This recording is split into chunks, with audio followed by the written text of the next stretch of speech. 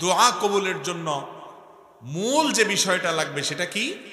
নবী করিম সাল্লাল্লাহু আলাইহি সাল্লাম বলেছেন, লা ইয়াজালু ইউস্তাজাবু লিল আবদ, বান্দার দোয়া ততক্ষণ পর্যন্ত কবুল হতেই থাকে, কখনো দোয়া ফেরত দেওয়া হয় না, মা লাম ইয়াদউ বিইসমিন আও কাতিআতি রাহমিন, যদি কোনো পাপের দোয়া না করে, অন্যায় কাজের জন্য দোয়া করে, আল্লাহ আমি যেন এই আকামটা করতে পারি তৌফিক দান করো, এরকম যদি দোয়া না করে, আর আত্মীয়তার বন্ধন ছিন্ন করার জন্য দোয়া যেন না করে, আল্লাহ অমুকের চেহারা যেন আমি আর না দেখি, তার সাথে আমার কোনো সম্পর্ক যেন না থাকে, আত্মীয় স্বজনের সাথে এরকম সম্পর্ক ছিন্ন হওয়ার মতো খারাপ দোয়া যদি না করে, পাপের কোনো অপরাধ কাজের জন্য আল্লাহর কাছে যদি দোয়া করার স্পর্ধা না দেখায়, আত্মীয়তার সম্পর্ক ছিন্ন করার যদি দোয়া না করে, এবং তাড়াহুড়ো যদি না করে, এই তিন কাজ যদি করে, বান্দার দোয়া আল্লাহ অবশ্যই কবুল করেন। আরেকটা সম্পূরক শর্ত হলো দোয়া কবুলের জন্য হালাল উপার্জন। যার উপার্জন হালাল, যার দেহ গঠিত হয়েছে হালাল খাদ্য দ্বারা, আল্লাহ তাআলা তার দোয়া ফেরত দেন না। আপনি দোয়া করতে চান, হালাল উপার্জনটার দিকে খেয়াল রাখেন, দোয়ার শুরুতে আল্লাহর প্রশংসা করেন, নবী করিম সাল্লাল্লাহু আলাইহি ওয়াসাল্লামের প্রতি দুরূদ প্রেরণ করেন, আল্লাহ আপনি তার প্রতি রহম করেন, এভাবে দোয়া করেন। এরপরে যত বৈধ চাওয়া আছে সেগুলো পেশ করেন। দোয়ার করে শেষ করার পর কবুল হলো না কেন, দোয়া এখনো কবুল হয় নাই, অস্থির হবেন না। যদি অস্থির হন, তাড়াহুড়া করেন, তাহলে সেই দোয়ার কোনো লাভ আপনি পাবেন না। দোয়া কবুলের তিনটা ধাপ আছে ভাই। একটা ধাপ হলো আপনি যে জিনিসটা চাইছেন হুবহু সেই জিনিসটাই পেয়ে গেলেন, এটা একটা। আরেকটা হলো যে জিনিসটা চাইছেন সেই জিনিসটা পাইলেন না, তাহলে কি পাইলেন? অন্য আরেকটা পাইলেন। অন্য যেটা পাইছেন সেটা আপনার আল্লাহর কাছে চান নাই। অনেক সময় সন্তান, ছোট বাচ্চারা মা বাবার কাছে যেটা চায় তার চাইতে দরকারি জিনিসটা তার দরকার আছে, সে বুঝে না, তখন মা বাপ ঠিকই যেটা দরকার সেটা দিয়ে দেয়, ঠিক না বে ঠিক? ঠিক একইভাবে আমরা আল্লাহর কাছে একটা জিনিস চাই, অনেক সময় মনে করি এটা পাইলে মনে হয় সুখের সাগরে ভাসবো, এর চাইতেও দরকারি একটা জিনিস আমার দরকার, সেটা আমার মাথায় নাই। আল্লাহ তাআলা দেখা যায় আমার ওই দোয়াটা কবুল না করে, অর্থাৎ যেটা চাইছি সেটা না দিয়ে তার চেয়ে দরকারি একটা দেয়।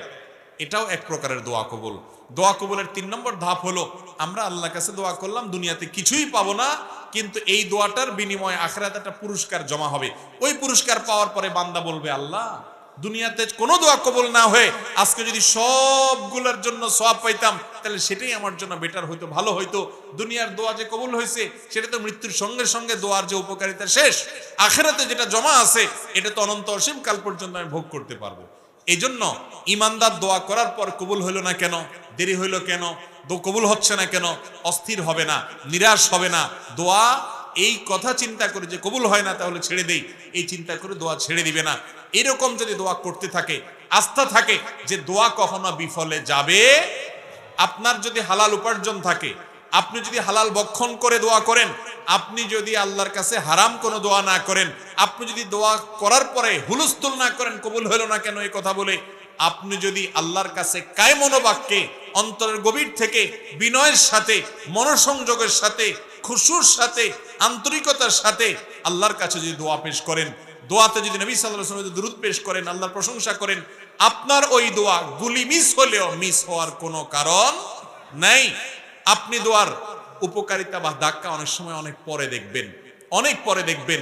আল্লাহর বিভিন্ন নবী রাসূলদের দোয়ার কথা এই কোরআনে আছে।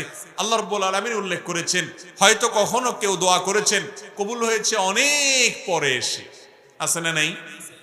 আমরাও নিজেরা যখন দোয়া করি খেয়াল করবেন, শেখ শারবি রাহিমাহুল্লাহ তিনি একটি কথা বলতেন যে আমরা অনেক সময় দোয়া করার পর দেখা যায় দোয়া করছি আরো 10 বছর আগে, এরপরে আমি ছেড়েও দিছি দোয়া, ভুলেও গেছি দোয়া যে করছি, 10 বছর পরে সেই জিনিসটা পেয়ে গেছি যেটা আমি 10 বছর আগে আল্লাহর কাছে চাইছিলাম। এরকম অনেক সময় হয় কি হয় না? আমরা ভুলে যাই কিন্তু আমাদের মালিক ভুলেন না। এই জন্য বুদ্ধিমান ইমানদার দোয়া করতে থাকবে, দোয়া করতে থাকবে। বড় দামি জমি অ্যাসেট আছে, এই অ্যাসেটটা কেউ বেদখল করে রাখছে, ঝামেলা করছে, কোনোভাবে সমাধান করতে পারছেন না, বিভিন্ন জায়গায় গেছে, তাবিজ কবজ অনেক কিছু অনেকে দিচ্ছেন কিন্তু উপকারে আসে নাই। তো স্যার রাহিমাহুল্লাহর বক্তব্যে বলেছেন যে আমার কাছে একবার এসে বলেছেন যে আপনি একটু বলেন তো কি আমল করব। তো স্যার তাকে শিখাই দিলেন যে আপনি তাহাজ্জুদের সময় উঠবেন, আল্লাহর কাছে সুন্দর করে 2 রাকাত করে লম্বা সময় নিয়ে ধীরে ধীরে রুকু সিজদা বড় করে করে আপনি একটু নামাজ পড়বেন।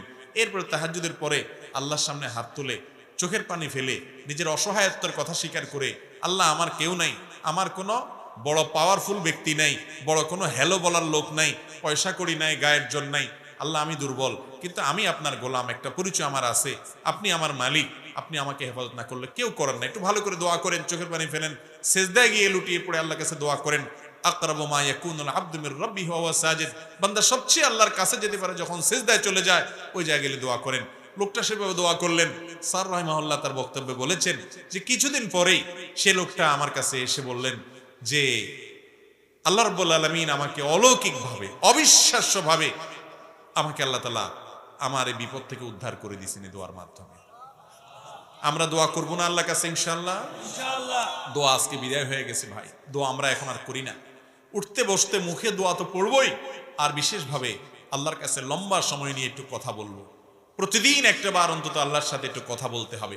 চেষ্টা করবো না আমরা সবাই ইনশাআল্লাহ? আল্লাহ তাআলা আমাদের সবাইকে তৌফিক দান করুন।